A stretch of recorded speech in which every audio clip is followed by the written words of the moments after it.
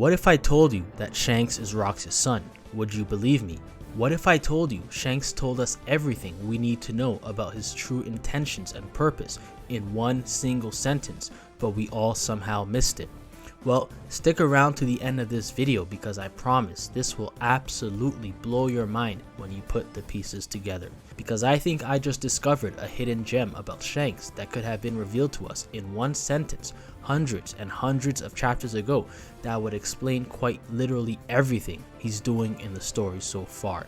And I want to talk about it with you guys today. And if you do get enjoyment out of today's video, then consider hitting that like and subscribe button. It helps me go a long way in making these videos for you guys. And if you haven't already, go and watch the part 1 of this video because things will tie in perfectly together with that theory. So with that out of the way, let's get into it. Of all the characters in the grand world of One Piece, from the young and reckless supernova and members of the worst generation, to the wild and unpredictable warlords of the sea, to the dominant force across the seas of the Navy HQ, the Marines, all the way to the supreme kings of the pirating world, the Yonko. For the most part, all of these characters, as diverse as they are, all seem to have a purpose in the story, a strong motive behind what they do and why they do it.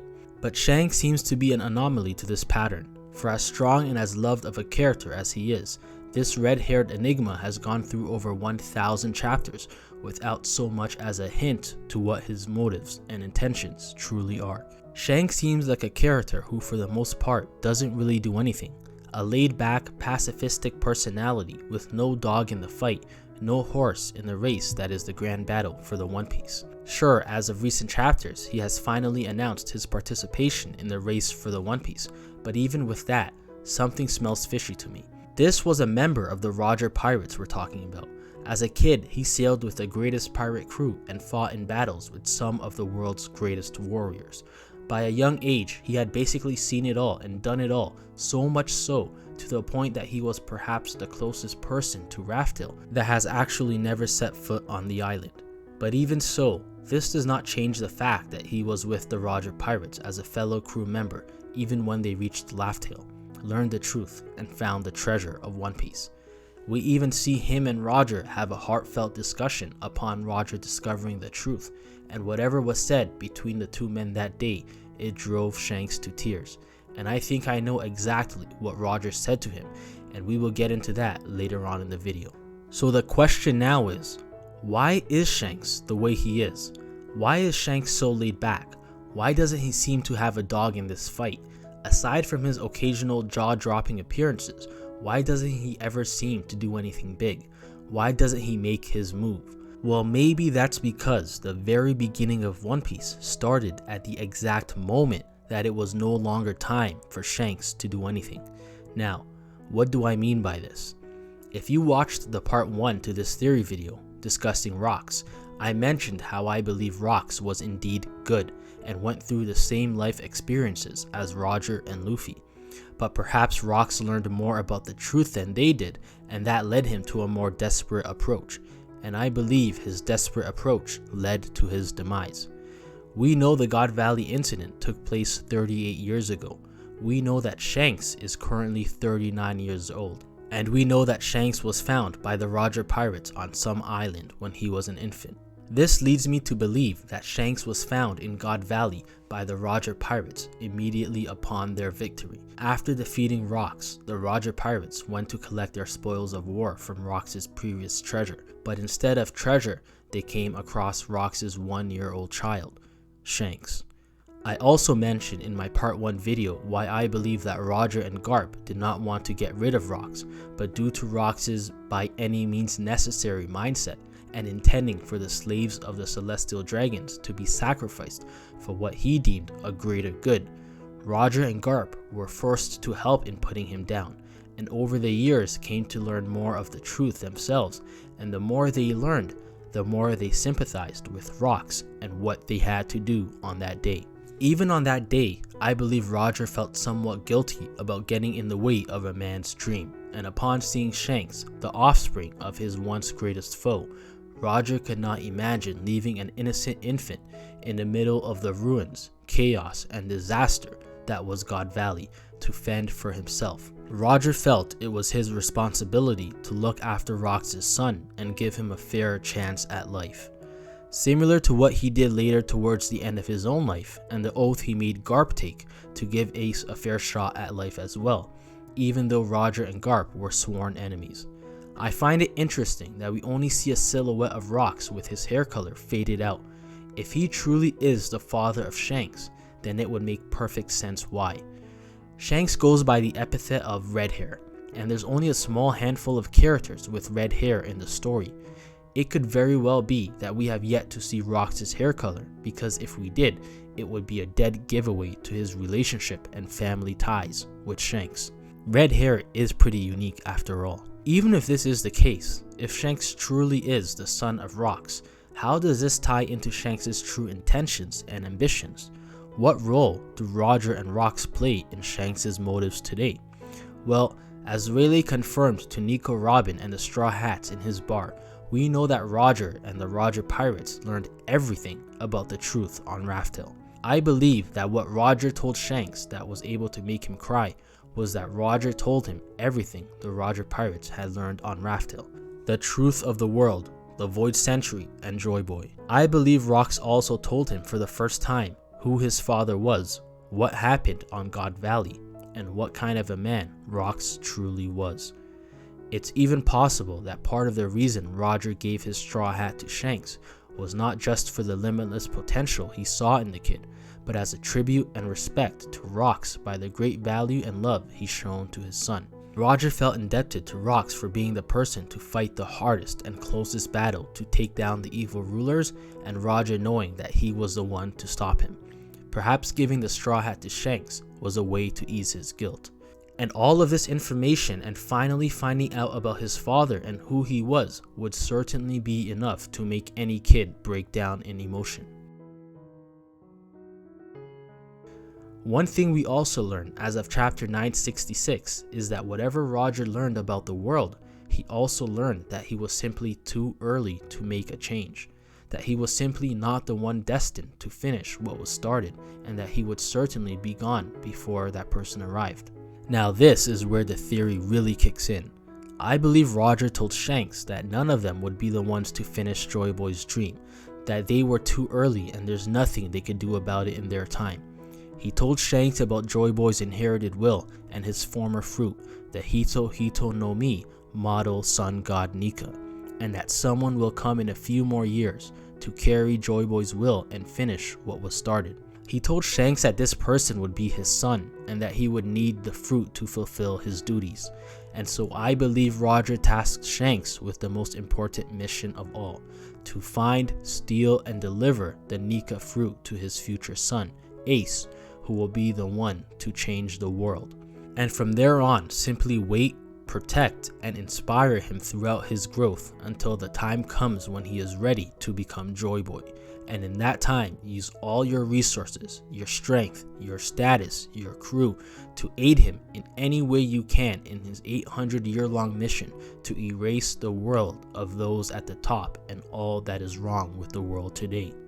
During Roger's trip to Fishman Island, he was able to learn from Madame Shirley's prophecy that the ancient weapon Poseidon would not be born for another 10 years and would need another 15 years to grow.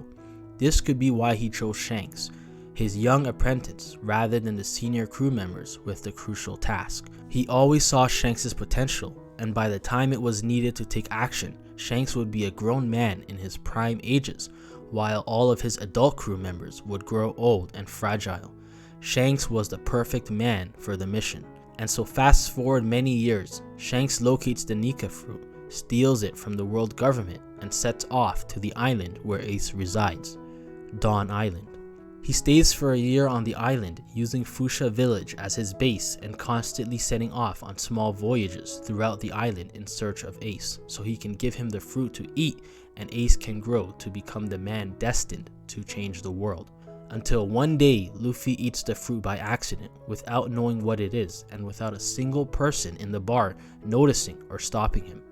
Luffy eats the most important treasure to Shanks, and seemingly wastes the entire mission of the Red Hair Pirates and the year-long effort they put into it. Or does he? Shanks accepts this, knowing that if this kid was able to eat the fruit on pure chance and being hungry and without anyone noticing, then maybe it's fate's way of telling him that his captain was wrong. That Roger's child was not the inheritor of Joyboy, but this kid standing in front of him was. He came to the island in search of one child, but destiny led him to another child on that same island in a small, humble village. And so Shanks gets ready to leave permanently. After a whole year setting base there, he decides to leave for good immediately upon Luffy eating the fruit. And we all know what happens with the bandits after that, and before Shanks leaves, he is gifted with one final opportunity to leave a permanent mark on Luffy by willingly and intentionally making a sacrifice by giving his arm to save Luffy. I believe Shanks gives up his arm to the Sea King for this exact reason, and to show his belief in Luffy. He sacrifices his arm to give Luffy a newfound drive to push to be the best. As we see that it's only after this incident that Luffy says he will be his own captain and gather a crew even greater than Shanks's. Shanks waits patiently because he is waiting for Luffy. This is why he's considered a pacifist, while everyone else is out there making their moves in the world to change it in the direction they see fit. Shanks seems to only want the balance of the world to stay the same. He considers his job to maintain the balance and order of the world at all costs, until Luffy is ready to become Joyboy and make the ultimate change. We already know many people are or were waiting for Joyboy, from Oden and the Scabbards to Kaido, King, and many others. Shanks is the same, but the only difference is Shanks knew who Joyboy was all along. From the moment Luffy ate that fruit, he knew he was in the presence of the boy who could change the world. I believe this is because he is waiting for Luffy, and once Luffy is ready, then and only then can the world change, and when that time comes, Shanks and his whole crew will be there to assist Luffy the same way he once assisted Roger. This is also why I believe he has not taken back his hat from Luffy, because he is only willing to accept the hat back from Luffy when Luffy is greater than him and is fully ready to do what is needed. If and when Shanks were to take back the hat, it would be time for Shanks to dedicate all of his resources, including his crew and himself, to follow Luffy and assist him in the final battle. If we go all the way back to Shanks' meeting with Whitebeard in chapter 434, Whitebeard asked Shanks about his arm, and Shanks replies, "I bet it on the new era." I believe this moment and this quote right here gives us all the answers we were looking for. I believe Shanks was not just talking about his arm, but he was talking about everything. He bet everything from his life, his crew, his mission, his purpose, and the one last hope for the world to change. He bet it all on the new era. He bet it all on Luffy. Because Shanks is a smart man. He knows if he were to make his own moves, it would be of no use, and he and his crew would be wiped out, just like his father Rox was. Only Joyboy can successfully execute this mission. The reason the 5 elders and the world government respect him and have so much leeway toward him is because they know that just like his father Rox and his captain Roger, he knows everything, including information that could lead to their downfall. They wiped out Rox because he knew the truth. They executed Roger because he learned about everything. Shanks is an equal threat because he too knows everything. But the difference here is Roger was not going to cooperate with them and was going to take them down, while Shanks chooses to cooperate with them since he is a pacifist and only wants the balance of power to remain as it is, or so everyone thinks. But Shanks' true intentions are to appear as the safekeeper, the middleman who protects and values the balance of the world overall while he waits for Luffy to become the man that will make the change. And when that moment comes, he will show the world government his true colors.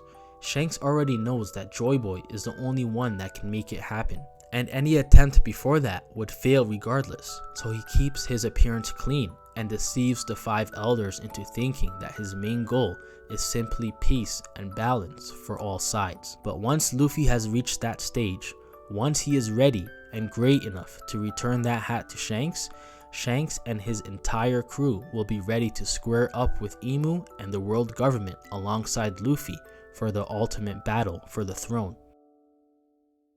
And it's not that Shanks isn't ambitious. It's not that Shanks wants the One Piece. Roger went through his entire journey thinking he was the one to make a change, thinking he was the one destined to make a difference. It was only once he reached Raft Hill that he learned the truth about the prophecy, and that he and his crew were simply too early. Shanks was able to learn this through Roger at a young age, and so he already knew from the start that he was not the man to make a change. And this is why he appears to be lazy or carefree and not as ambitious as other great pirates. He knows he's not the chosen one, but he also understands the crucial role he plays in assisting that person. This is why every move he's made so far, as few as there may be, have all been very purposeful and precise.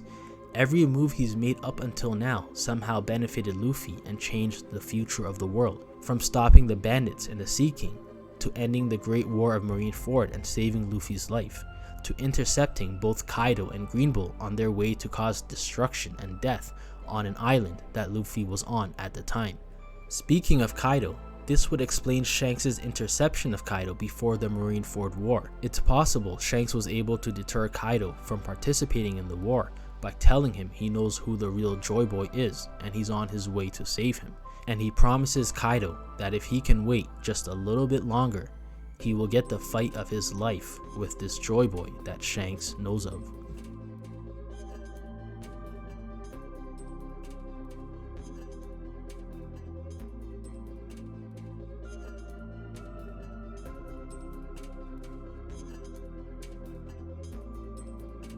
This would explain Kaido's disappointment when defeating Luffy and knocking him off the roof. He seemed to already have a preconceived notion of Luffy being Joyboy, and if Shanks wasn't already sure enough, him showing up to Marineford a few moments after Ace's passing, but just in time to save Luffy, would have been all the confirmation he needed to know that not Ace, but Luffy was truly the chosen one from the very beginning. And I think this is also why he protects the Whitebeard remnants on that day as well. They would surely be there to aid Luffy on the grand stage when that time finally comes. Just like Mihawk stated and recognized in Luffy, he has the ability to turn those around him into his allies, and that is the most dangerous ability of them all. So Shanks' true mission is to avenge his father Rocks, his captain Roger, and to annihilate Emu and the 5 elders. But he knows the only person capable of doing this is the sun god Nika himself, or otherwise known as Joyboy. And so he's been waiting patiently this entire time, more patiently than anyone, disguised as a sheep until it's time to be a wolf and show his teeth by helping Luffy take down the world government. He gave his hat, the hat given to him by his captain, to Luffy in expectation of getting it back when Luffy is greater than him and he is able to follow in Luffy's lead. This is why he smiles when a young Luffy tells him he will gather a crew greater than his, because Shanks is gonna need the Straw Hats to be as great as they can possibly be. This is why he sheds a tear when Luffy shares with him the same dream he once heard from his captain. Shanks' entire journey has been the most important purpose of them all this whole time. The guider, the protector, the inspirer, and eventually the follower of the man who will find the One Piece and bring about a new dawn. From Dawn Island and Fuchsia Village to Raft Hill and Marijoa, Shanks was, is, and will always be there, right by his side until the world that Joyboy, Rocks, Roger, Oden, and many others strive to create is finally built by the warrior of liberation and his red-haired mentor. So thank you guys for watching this theory video, and if you enjoyed this one, I'm willing to bet you're gonna love this Joyboy theory video. So go ahead and check that one out, subscribe if you're new, and I'll see you guys in the next video.